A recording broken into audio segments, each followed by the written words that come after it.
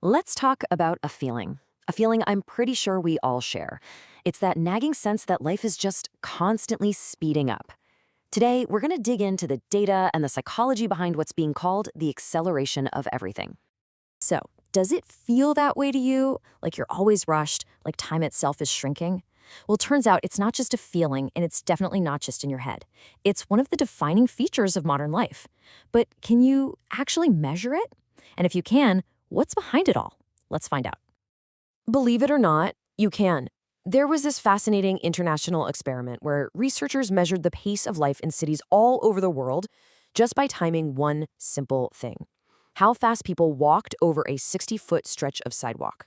And when they did the study again a decade later, they found that, on average, the pace had jumped by 10%. We are, quite literally, walking faster. So here's our game plan for today. We're going to start by finding the world's busiest places, and then we'll get into why we're all in such a hurry. We'll look at the role technology plays, the new kinds of stress it's creating, and finally, we'll talk about how on earth you find some balance in all this. All right, first up, the world's busiest places. To really figure out where life is moving at top speed, researchers came up with a busyness score for capitals around the globe. They factored in everything from working hours to traffic jams, and the results? They might just surprise you. So, at the very top of the list, we've got Mexico City, with New Delhi and London right behind it. But just look at this whole list. You've got Jakarta, Bogota, Manila. This isn't just a story about the usual suspects in, say, North America or Europe. This intense, hurried feeling, it's a truly global thing now. Now, let's zoom in on just one factor: working hours, because this is where the picture gets really intense. In Hanoi, Vietnam, people work an average of 2,691 hours a year. To put that in perspective, that's like working over 51 hours a week, every single week with zero vacation. And you can see Mexico City and New Delhi are not far behind. It just shows the incredible demands on people's time. But okay, this is where the story gets really interesting. Because when we look at sleep, the data seems to flip completely on its head. Buenos Aires is getting an amazing 10 hours a night on average, but look at numbers 2 and 3. Mexico City and Beijing. Two of the absolute hardest working cities are also some of the best rested. That tells you there's something deeper going on here about how different cultures adapt to this crazy pace. And this contrast reveals what some call the paradox of pace. Different places find different ways to cope. In Mexico City, it looks like a cultural adaptation. You work incredibly hard, but you balance it with a lot of rest. In London, it's more of an institutional fix. The fast pace is offset by policy, like having 28 days of mandatory paid leave that acts as a kind of safety valve. So the big takeaway here: busyness isn't just one thing. It's this complex dance between work, culture, and policy. So this all brings up a much bigger question, right? What's the engine driving this whole thing? Well, the data points to some really powerful forces in our economies and deep in our cultures. Let's dig into that next. So, a key idea here is the difference between individualism and collectivism. To put it simply, individualistic cultures, like many in the West, really prioritize personal achievement and success. On the other hand, collectivistic cultures often focus more on the well-being of the group as a whole.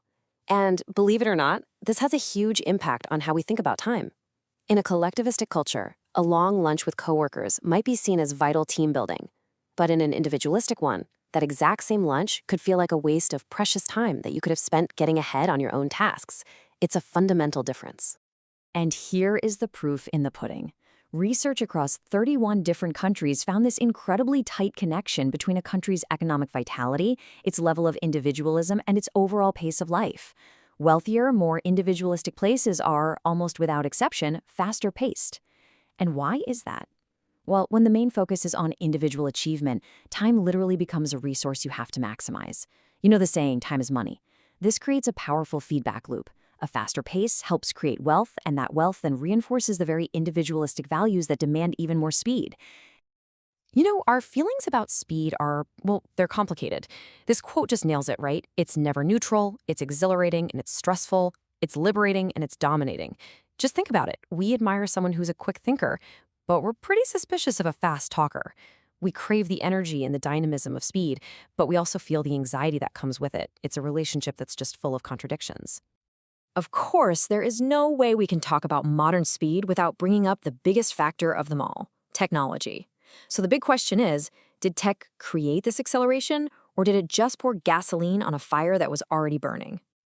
Look, the pace of life has been speeding up for a long time. You had trains and telegraphs compressing time and space more than a century ago. But the internet, that was a fundamental shift. It didn't just create more speed, it created total, absolute immediacy. The mobile phone, maybe more than any other single thing, completely rewired our relationship with time. It created this state of perpetual contact, which just erased the lines between work and home. This anytime, anywhere access lets us do what sociologists call micro-coordination. Sending a quick text that says running 5 minutes late instead of having to set a firm meeting time way in advance. Sure, it makes life more flexible, but it also creates this feeling that we're perpetually on call. And this constant connection, this absolute fire hose of information we're all drinking from, it hasn't just made us busier on the outside. It's created a whole new kind of stress on the inside. So let me introduce you to a concept you might not have heard of, but I will bet you recognize the feeling: meta-stress. This isn't just the normal stress you feel about a tough situation. No, this is the stress you feel about your stress. It's that second wave of anxiety that hits when you start worrying about your own reaction to something. So here's how that cycle works. First, you run into some kind of digital stressor. You're scrolling, you see a friend's post about a big promotion, and you feel that little pang of insecurity. Okay, that's the initial stress. But then meta-stress kicks in.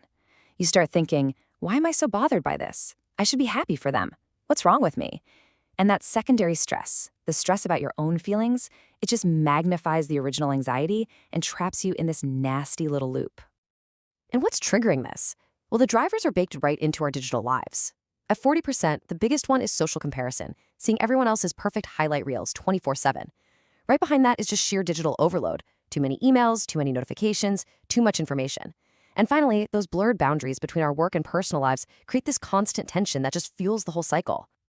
So, given this constant acceleration that's being driven by our culture, our economy, and our technology, how do we keep from just burning out? How do we find any kind of balance in this blur? Well, the research actually points to a few pretty clear strategies.